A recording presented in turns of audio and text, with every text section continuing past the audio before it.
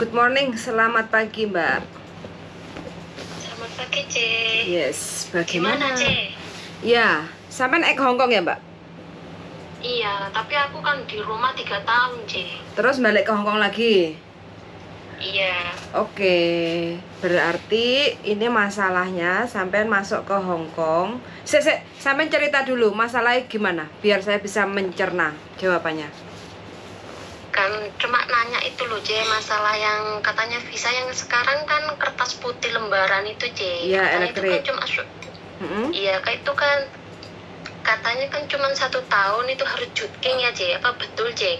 Itu bagi teman-teman yang di Hongkong finish kontrak atau renew majikan, renew kontrak. Oh, itu berarti yang khusus yang di Hongkong gitu, C. Betul.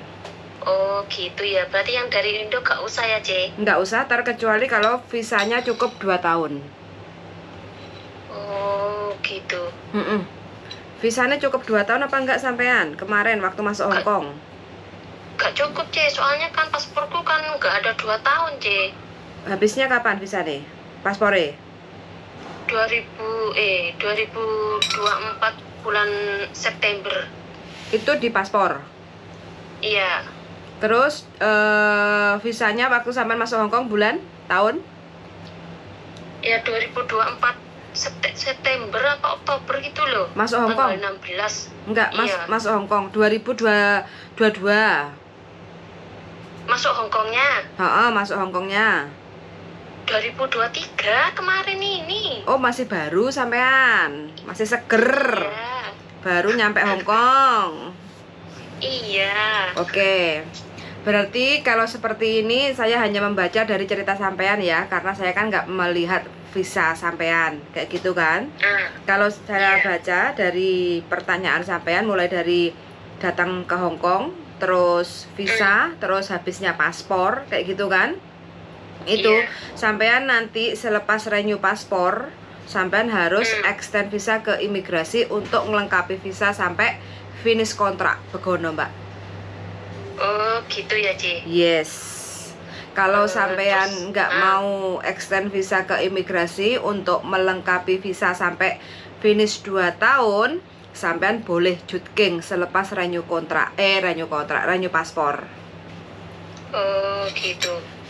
Dengan syarat sampean waktu renew paspor itu jangan sampai koge ya. Sampean harus perhatikan di visa itu kan ada lembaran putih. Lembaran putih waktu sampean masuk Hongkong itu kan ada lembaran putih kecil. Nah, di atas, paling atas itu sampean pasti dikasih tulisan permit until kayak gitu ya. Lah, permit until itu sampean harus waktunya extend visa atau jutking sebelum permit until itu, biar nanti sampean nggak overstay. Oh, gitu, C. Terkecuali kalau sampean waktu kemarin masuk ke Hongkong, visa sampean, paspore cukup komplit sampai genep 2 tahun sampai visa habis, itu sampean nggak usah ngapa-ngapain. Kayak gitu. Oh, oke. Nah, terus saya mau tanya satu lagi, C. Pripon, bagaimana? Ini kan mau memperbarui KTP, ini kan saya kan kelahiran 984, seharusnya itu kan peraturannya 2021 kan udah harus memperbarui. Waktu itu kan posisi saya kan di Indonesia, ini nggak bermasalah nanti saya di imigrasi, C. Waktu bikin KTP. Oke, sampean ada konsultasi sama agent nggak? Ada. Jawabannya bagaimana? Dianya nggak ngomong apa-apa nih. Oke, jawaban dari saya ya Mbak. Jawaban dari saya itu momandai, tidak ada masalah. Karena pas waktu jadwal pergantian Hongkong ID, posisi sampean di Indonesia, kayak gitu ya. Nah, sekarang sampean sudah nyampe Hongkong, secepat mungkin sampean harus segera untuk proses ganti Hongkong ID. Nanti kalau ditanya sama petugas imigrasi saat ganti Hongkong ID, kenapa kok ini kok telat sekali ganti Hongkong ID? Ya karena saya pulang ke Indonesia tahun berapa? Itu kan ada rekodnya kan Mbak? Nah pulang Indonesia tahun berapa? Terus saya di Indonesia sekian lama, terus baru nyampe Hongkong kapan? Kayak gitu. Itu nggak ada masalah. Yang penting kan imigrasi bertanya Jawabannya sampean kan tepat kan, nggak mungkin sampean dari Indonesia ke Hong Kong hanya untuk ganti Hong Kong ID. Sedangkan ganti Hong Kong ID kan syaratnya harus ada paspor, kontrak kerja dan visa yang masih hidup kayak gitu. Iya. Betul. Kayak gitu. Jadi Terus, gimana apalagi? Terus kan kemarin kan majikanku kan coba apa namanya Booking online? booking itu, itu nggak bisa katanya. Alasannya nggak bisa apa? Majikan ngomong nggak? Itu katanya nggak bisa Msong you apa? Msong you book aplikasinya aku nggak mau pakai nomor KTP Hong Kong ki buat masuk ke aplikasinya itu. Kan harus datanya kan harus pakai KTP toh. Benar. Katanya nggak bisa. Aplikasinya. Nggak bisa. Oke. Ya, terus aku kan cerita sama agent, kata agent nggak apa-apa gak iso, awakmu kan harus walk in jarene. Datang lang tanpa booking. Iya, tanpa booking. Berarti itu tiap hari ada ya, Ce? Bisa, tapi harus pagi sebelum jam 10.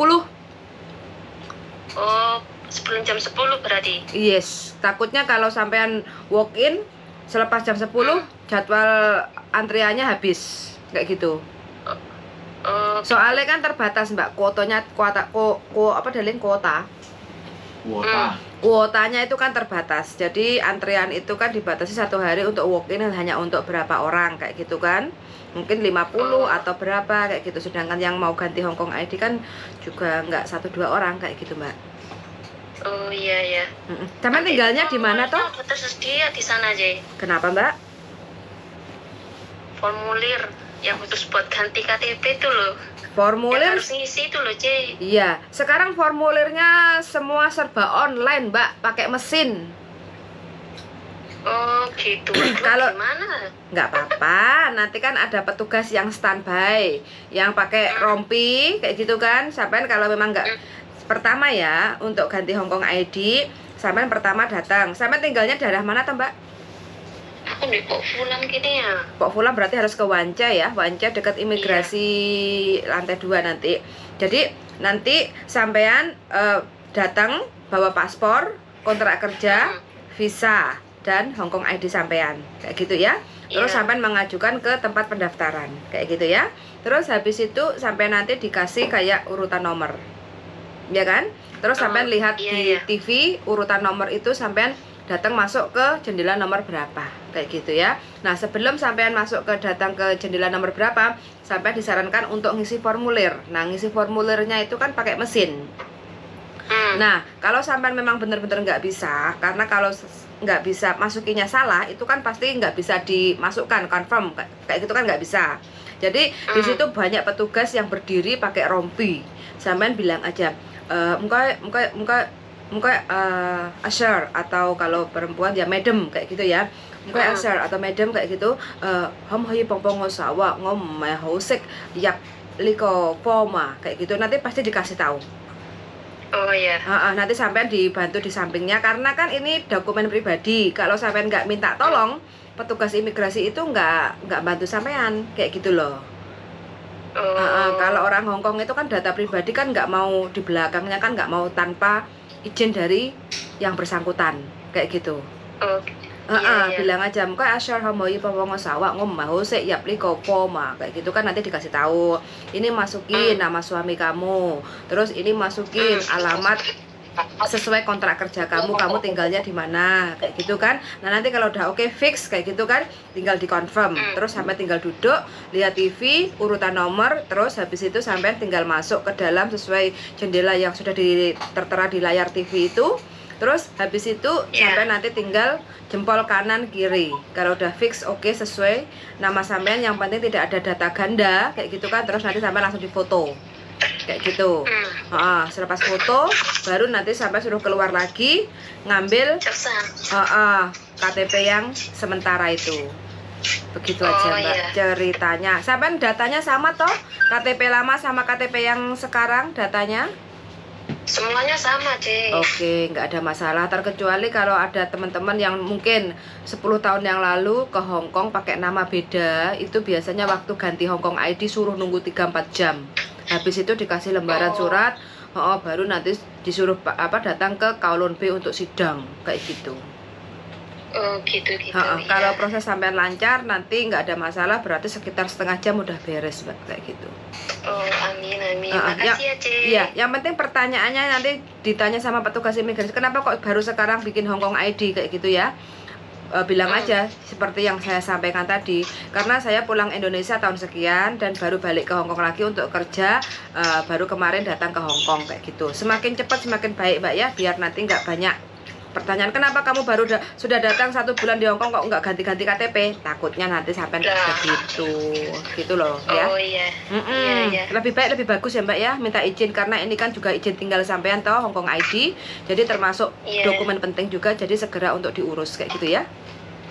Iya, makasih ya Cek. Yuk sama-sama, semoga diberi kemudahan dan kelancaran ya Mbak ya, suwun sangat. Yuk, makasih, yuk selamat Amin. beraktivitas. Yuk, bye bye. Waalaikumsalam warahmatullahi wabarakatuh. Oke teman-teman, ini ada teman-teman yang bukan teman-teman ya. Oke teman-teman, dan ini ada salah satu teman yang baru datang dari Indonesia, Hongkong. Sebelumnya sudah di Hongkong, sudah lama sekali.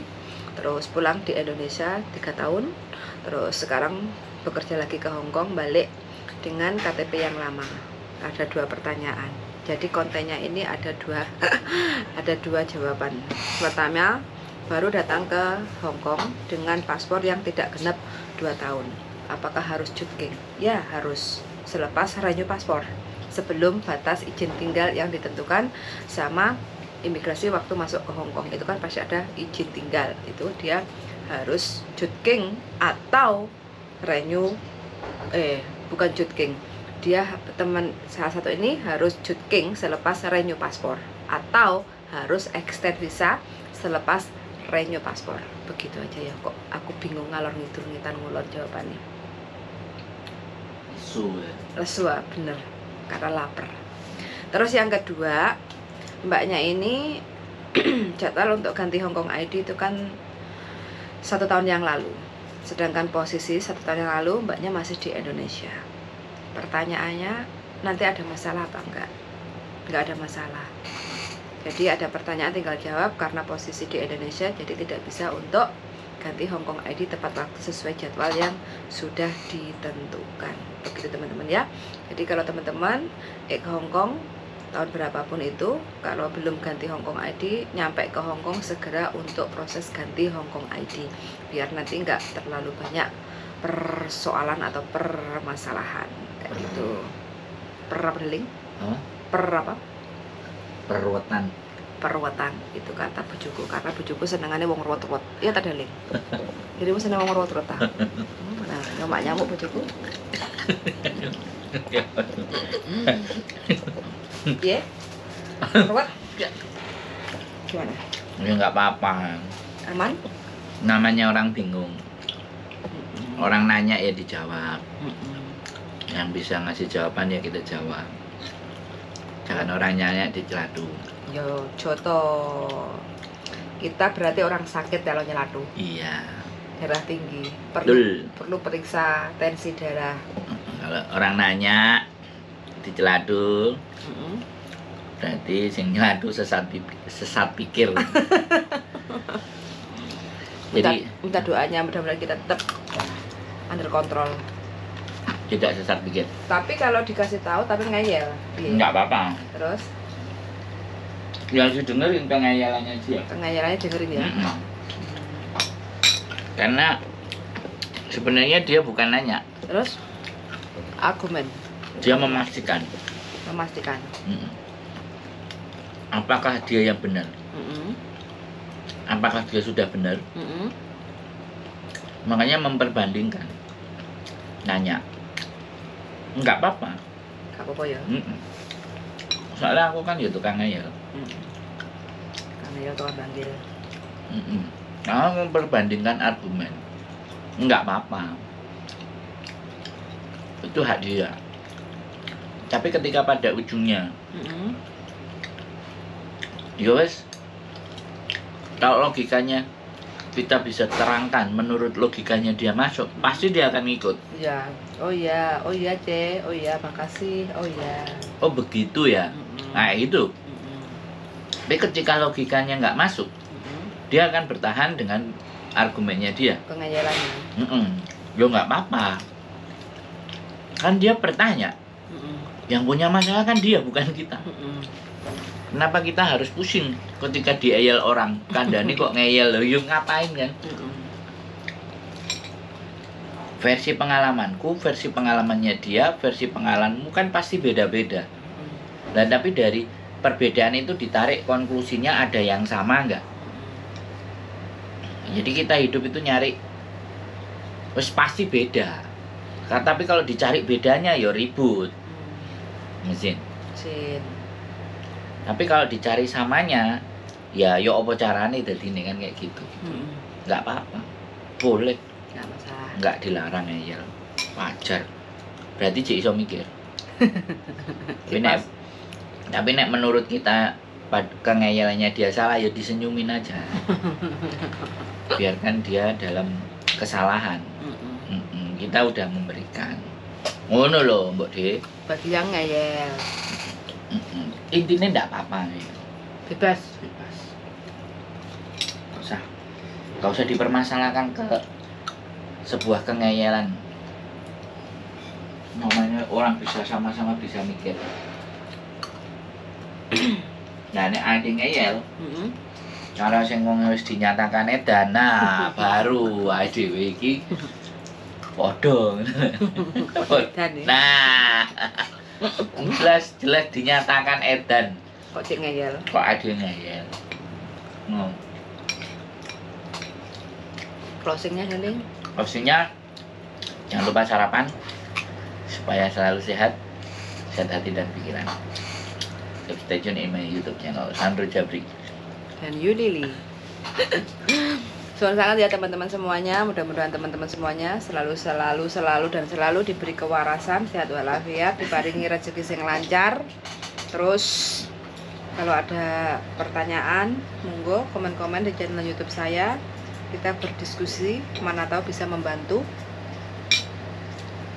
masalah-masalah teman-teman semuanya. Suara sangat dan see you the next video. Bye bye darling. AUX mode.